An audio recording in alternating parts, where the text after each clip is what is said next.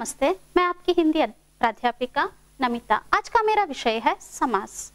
तो यहाँ पर समास यानी कि संक्षिप्तीकरण यानी संक्षेप करने की प्रक्रिया को ही हम समास कह सकते हैं। तो परिभाषा कैसी होगी वो देखते हैं। समास का तात्पर्य है संक्षिप्तीकरण अर्थात छोटा रूप। शाब्दिक अर्थ होगा छोटा रूप। जब दो या दो से अधिक शब्द मिलकर जो नया और छोटा शब्द बनता है उस शब्द को समास कह सकते हैं। यानी एक या एक से अधिक शब्द जो होते हैं उन्हें छोटा बनाने की प्रक्रिया को ही हम समास कह सकते हैं। जैसे कि उदाहरण के लिए यहाँ पर देखिए, दया का सागर, इसका सामासिक शब्द दया सागर। उसी प्रकार से दूसरा, युद्ध के लिए भूमि, इसका शाब्दिक जो ये शब्द, बहुत सारे शब्द है यहाँ पर, इसे छोटा बनाया गया है युद्ध भूमि। उसी प्रकार से सत्य के लिए आग्रह, इसका सत्याग्रह बन गया है। तो इस प्रकार से शब्दों को, अनेक शब्दों को मिलाकर एक करने की प्रक्रिया ही जो है समास कहलाएगा। इसके बाद देखते हैं, इसके अंतर्गत दो बातों को हमें ध्यान में रखना है। दो बातें यहाँ पर आती है, दो स्तर है, जो कि एक तो एक से अधिक शब्द को एक करना अर्थात समस्त पद, एक से अधिक शब्दों को एक करना अर्थात उसे हम समस्त पद कह सकते हैं। और दूसरा जो पॉइंट देखिए, समस्त पद का विग्रह करना। ये दो बात हमें ध्यान में रखना है। तो यहाँ पर समस्त पद, एक से अधिक शब्द को एक करना अर्थात समस्त पद। तो ये समस्त पद क्या है, ये हमारे मन में उठेगा। तो देखते हैं कि ये समस्त पद क्या है। समास अर्थात संक्षेप की प्रक्रिया द्वारा छोटे बनाए गए पद को समस्त पद या सामासिक पद भी कहा जाता है। यानी कि जो समस्त पद होता है, समस्त पद यानी कि जो समास की प्रक्रिया होती है, एक या एक से अधिक शब्द जो वहां पर हमें मिलते हैं, उन शब्दों को हम छोटा कर कर लिखते हैं। जैसे कि इससे पहले आपको मैंने उदाहरण दिखाया था, दया का सागर, दया का सागर। इतने बड़े शब्द को हम क्या करते हैं, इतने अलग अलग शब्दों को मिलाकर हम एक करते हैं, दया सागर बन गया है। तो इस तरह से छोटा किया गया शब्द को ही हम समस्त पद और उसे हम सामासिक पद भी कह सकते हैं। जिन दो शब्दों के मेल से समस्त पद बना हो, उसके पहले शब्द को पूर्व पद और दूसरे शब्द को उत्तर पद कहा जाता है। इस बात को भी हमें ध्यान में रखना है। यानी कि जो समस्त पद हमें मिलता है, दया का सागर, दया सागर हो गया। तो यहाँ पर क्या हुआ, दया का सागर, दया सागर कहकर हमने समस्त पद हमें मिल गया। उस समस्त पद में दया यानी कि पूर्व पद पहला पद है, सागर दूसरा पद, उसे हम उत्तर पद कह सकते हैं। तो इन सभी बातों को हमें समास के बारे में लिखते वक्त हमें क्या करना है कि इन सभी बातों की जानकारी होनी चाहिए। उसके बाद जो है उदाहरण देखते हैं समस्त पद के बारे में। देशवासी, तो यहाँ पर देखिए देशवासी, ये समस्त पद है। इसे का क्या होगा, देश का वासी को हमने देशवासी किया है। तो यहाँ पर क्या हुआ, देशवासी समस्त पद हो गया। इसमें देश पूर्व पद है और वासी उत्तर पद है। तो इस प्रकार से इन बातों को हमें ध्यान में रखना है। जो एक या एक से अधिक शब्दों को छोटा कर कर लिखने की प्रक्रिया को हम समास कहते हैं, और जो पद वहां पर हमें मिलेगा उसे हम समस्त पद कहते हैं।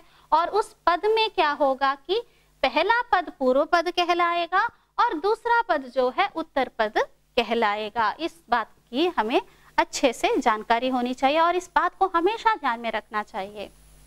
उसके बाद देखते हैं समस्त विग्रह। जो स्टार्टिंग में मैंने आपको बताया था कि समास के बारे में जानकारी हासिल करते वक्त दो स्तर को हमें ध्यान में रखना है। उसमें से पहला मैंने बताया आपको समस्त पद के बारे में। अब दूसरा जो है उस वहां पर मैंने बताया था आपको कि समस्त पद को विग्रह करना, तो उसी को हम समस्त विग्रह कह सकते हैं या समास विग्रह भी कह सकते हैं। तो समस्त पद को पुनः तोड़ना, पुनः तोड़ना यानी कि उसका अर्थ ये है कि उसके खंडों को पृथक लिखने की प्रक्रिया जो होती है वो अवस्था में लाने की क्रिया को ही हम विग्रह या समास विग्रह कह सकते हैं। तो समस्त विग्रह या समास विग्रह या विग्रह भी उसे कहते हैं, यानी कि जो समस्त पद हमें मिलता है उससे हम दोबारा से अलग अलग कर कर लिखने की प्रक्रिया जो होती है, जो क्रिया वहां पर हम करते हैं, उसी को हम समास विग्रह कह सकते हैं। जैसे कि उदाहरण के लिए यहाँ पर देखिए, गुरु दक्षिणा समस्त पद का विग्रह रूप होगा गुरु के लिए दक्षिणा। इस प्रकार से गुरु दक्षिणा ये एक समस्त पद है, इसका विग्रह रूप कैसे होगा? गुरु के लिए दक्षिणा। इस प्रकार से, उसी प्रकार से प्रतिदिन, प्रतिदिन ये एक समस्त पद है, इसका विग्रह कैसे किया जाएगा? प्रत्येक दिन अथवा या दिन दिन, इस प्रकार से विग्रह किया जाता है। तो ये जो है समस्त पद हो गया, ये समस्त विग्रह या समास विग्रह हो गया। उसके बाद देखते हैं समास पद के भेद। समासों के परंपरागत 6 भेद है। पहला तत्पुरुष समास, कर्मधारय समास, द्विगु समास, द्वंद्व समास, बहुव्रीहि समास, अव्ययी भाव समास। सबसे पहला देखेंगे तत्पुरुष समास। जिस समास में पूर्व पद गौण तथा उत्तर पद प्रधान हो तत्पुरुष समास कहलाते हैं। दोनों पदों के बीच परसर्ग का लोप रहता है, अर्थात जब दो शब्दों के बीच कारक की विभक्ति को हटाकर मेल किया जाता है तब उसे तत्पुरुष समास कहते हैं। यानी कि तत्पुरुष समास का जो डेफिनेशन यानी परिभाषा इस प्रकार से होगा, जिस समास में पूर्व पद यानी कि पहला पद गौण और दूसरा पद प्रधान होता है, इंपॉर्टेंट होता है, और उसके साथ साथ एक और बात वहां पर होगी, जो पदों के बीच के परसर्ग यानी कारक की विभक्ति चिन्ह जो होता है उसका लोप हो जाता है, गायब हो जाता है, उसे हम तत्पुरुष समास कह सकते हैं। इसके कुछ भेद है, तत्पुरुष समास के भेद देखते हैं। परसर्ग लोप के आधार पर, परसर्ग यानी कारक के विभक्ति चिन्हों के गायब होने के आधार पर, लोप के आधार पर कारक की दृष्टि से तत्पुरुष समास के 6 भेद है। तत्पुरुष समास के भी 6 भेद है। पहला कर्म तत्पुरुष, करण तत्पुरुष, संप्रदान तत्पुरुष, अपदान तत्पुरुष, संबंध तत्पुरुष और अधिकरण तत्पुरुष। तो सबसे पहले देखते हैं कर्म तत्पुरुष। तो ये जो है कारक के विभक्ति चिन्हों के आधार पर यानी कारक के दृष्टि से यहाँ पर इसके 6 भेद किए गए हैं। तो सबसे पहले कर्म तत्पुरुष, यहाँ पर क्या होता है, कर्म का जो विभक्ति चिन्ह है को का लोप होता है। जैसे कि उदाहरण के लिए मतदाता, यहाँ पर देखिए मत को देने वाला, को का लोप हुआ है, मतदाता समस्त पद मिला है। उसी प्रकार से गिरह को काटने वाला गिरहकट, तो इस प्रकार से यहाँ पर देखिए को, दोनों उदाहरण में हम देख सकते हैं कि को परसर्ग यानी को विभक्ति का लोप हुआ है। तो ये उदाहरण किसका होगा, कर्म तत्पुरुष का होगा। उसके बाद जो आएगा करण तत्पुरुष, जहाँ करण कारक चिन्ह का लोप हो जाएगा। करण कारक का चिन्ह क्या है, से, तो से का लोप यहाँ पर हो जाएगा। जैसे देखिए जन्म से उत्पन्न, जन्मजात, मुंह से मांगा, मुंह मांगा, गुणों से हीन, गुणहीन। तो यहाँ पर देखिए करण का यहाँ पर चिन्ह, करण के कारक का चिन्ह यहाँ पर लोप हुआ है, तो इसीलिए ये क्या होगा, करण तत्पुरुष का उदाहरण है। और जहां पर करण कारक चिन्ह का लोप होता है उसे हम करण तत्पुरुष कह सकते हैं। अगला जो आएगा संप्रदान तत्पुरुष, जहां पर संप्रदान कारक चिन्ह का लोप हो जाएगा उसे हम संप्रदान तत्पुरुष कह सकते हैं। जैसे कि उदाहरण के लिए देखिए हथ के लिए कड़ी, हथकड़ी, सत्य के लिए आग्रह, सत्याग्रह, युद्ध के लिए भूमि, युद्ध भूमि। तो यहाँ पर के लिए जो है तीनों उदाहरणों में हम देख सकते हैं कि के लिए का लोप यानी यहाँ पर गायब हुआ है, यानी कि यहाँ ये जो है संप्रदान तत्पुरुष का उदाहरण है। और जहां कहीं पर भी संप्रदान कारक चिन्हों का लोप हो जाता है उसे हम संप्रदान तत्पुरुष कह सकते हैं। अगला देखते हैं अपदान तत्पुरुष। जहां अपदान कारक चिन्ह का लोप होता है, जहां कहीं पर भी अपदान कारक चिन्ह का लोप होता है उसे हम अपदान तत्पुरुष कह सकते हैं। जैसे कि उदाहरण के लिए देखें यहाँ पर धन से हीन, अपदान का चिन्ह कौन सा है? से, तो यहाँ पर से लोप हुआ है, गायब हुआ है, धनहीन। भय से भीत, भयभीत। जन्म से अंधा, जन्मांध। तो यहाँ पर तीनों उदाहरणों में हम देख सकते हैं कि से का लोप हुआ है, तो इसीलिए ये जो है इस प्रकार से बन गया है, समस्त पद मिल गया है, इसे हम अपादान तत्पुरुष कह सकते हैं। इसके बाद जो आएगा संबंध तत्पुरुष, जहां संबंध कारक चिन्ह का लोप हो जाता है। जैसे कि उदाहरण के लिए प्रेम का सागर, प्रेम सागर। दिन की चर्या, दिनचर्या। भारत का रत्न, भारत रत्न। तो यहाँ पर का की सब इनका लोप हुआ है। तो जहां कहीं पर भी संबंध कारक चिन्हों का लोप हो जाता है उसे हम संबंध तत्पुरुष कह सकते हैं। उसके बाद जो आएगा अधिकरण तत्पुरुष, जहां अधिकरण कारक चिन्ह का लोप हो जाता है उसे हम अधिकरण तत्पुरुष कह सकते हैं। जैसे कि नीति में निपुण, नीति निपुण। उसी प्रकार से आत्मा पर विश्वास, आत्मविश्वास। घोड़े पर सवार, घुड़सवार। तो यहाँ पर में जो अधिकरण कारक का चिन्ह जो है पर में का लोप हुआ है, तो इसीलिए क्या होगा? अधिकरण तत्पुरुष कहलाएगा। ये हो गए तत्पुरुष समास के 6 भेद। उसके बाद जो आएगा कर्मधारय समास। कर्मधारय समास जो है तत्पुरुष का ही एक भेद माना जाता है। इसे हम समानाधिकरण तत्पुरुष भी कह सकते हैं, कहते हैं। और इस समास में पूर्व पद विशेषण और उत्तर पद विशेष होता है, अर्थात इस समास में एक पद विशेषण है और दूसरा विशेष होता है। पूर्व पद यानी पहला पद विशेषण होगा और दूसरा पद विशेष होगा। उस अथवा क्या होगा? उपमेय और उपमान का संबंध भी होता है। इसमें उत्तर पद प्रधान होता है। तो कर्मधारय समास के कुछ उदाहरण देखते हैं।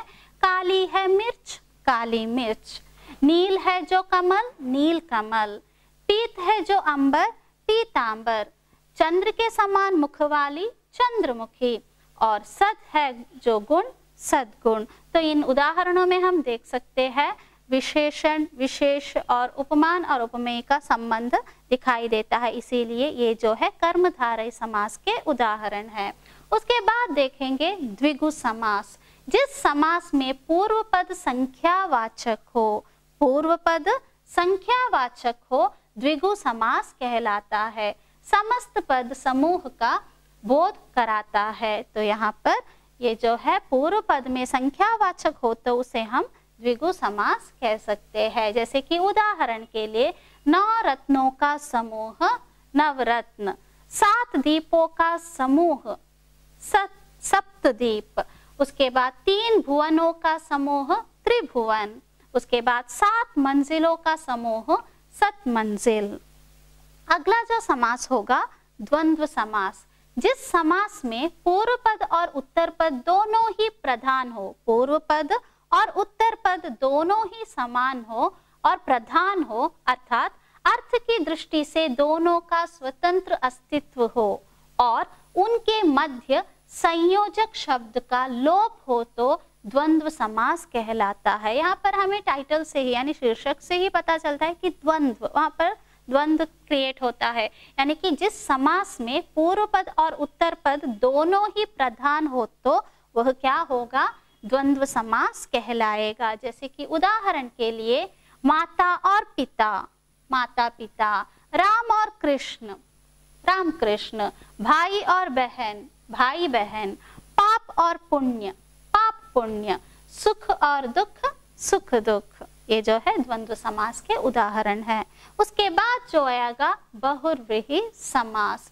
जिस समास में दोनों पदों के मध्य से एक विशेष यानी कि तीसरा अर्थ का बोध होता है उसे बहुव्रीहि समास कह सकते हैं।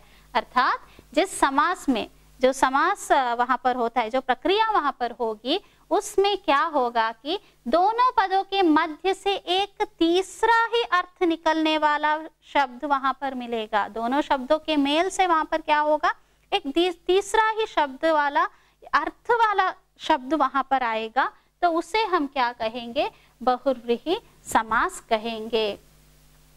जैसे कि उदाहरण के लिए महान आत्मा है जिसका, अर्थात ऊंची आत्मा वाला, उसे क्या कहेंगे, महात्मा। नीलकंठ है जिसका, नीलकंठ यानी कि शिव जी को कहते हैं अर्थ। लंबा उदर है जिसका, यानी कि लंबोदर, अर्थ क्या होगा, स्पेशली गणेश को कहा जाता है लंबोदर। और गिरि को धारण करने वाले गिरिधर, कृष्ण को बताया जाता है गिरिधर कहकर। उसी तरह से बहुत कंजूस व्यक्ति को मक्खी चूस।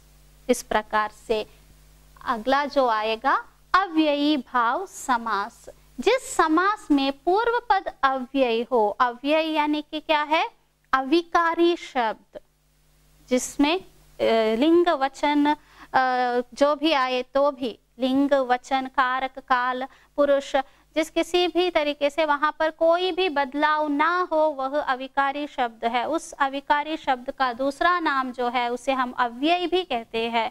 तो जहां कहीं पर भी जिस समास में पूर्व पद अव्ययी हो, पूर्व पद यानी कि पहला पद अव्ययी हो, अव्ययी भाव समास कहलाता है, उसे हम अव्ययी भाव समास कहेंगे। यह वाक्य में क्रिया विशेषण का कार्य करता है। जैसे कि उदाहरण के लिए स्थान के अनुसार यथास्थान, जीवन भर अजीवन, प्रत्येक दिन प्रतिदिन, समय के अनुसार यथा समय। यहाँ पर हम देखेंगे कि पूर्व पद, पहला पद यथा, अजीव, और प्रतिदिन में प्रति, यथा समय में यथा, ये सभी जो है पहले पद जो है अव्ययी है। तो इसीलिए ये क्या होगा, अव्ययी भाव के उदाहरण है। इस प्रकार शब्द समूह को संक्षिप्त करने की प्रक्रिया समास कहलाती है। इस प्रकार अब तक हमने देखा कि सभी किस तरह से समास क्या है, समास के कितने प्रकार होते हैं और उनके उदाहरणों को भी हमने देखा। तो इस प्रकार जो है शब्द समूह को संक्षेप करने की प्रक्रिया को समास कहते हैं। समास के माध्यम से शब्दों के रूप और उसके अर्थ में कई विकार आते हैं, कई विकार यानी कि कई परिवर्तन आते हैं, जिससे शब्दों की एक नई दुनिया का निर्माण होता है। तो इसी तरह इन सभी को कहकर मैं अपनी बात को यहीं पर समाप्त करती हूँ। धन्यवाद।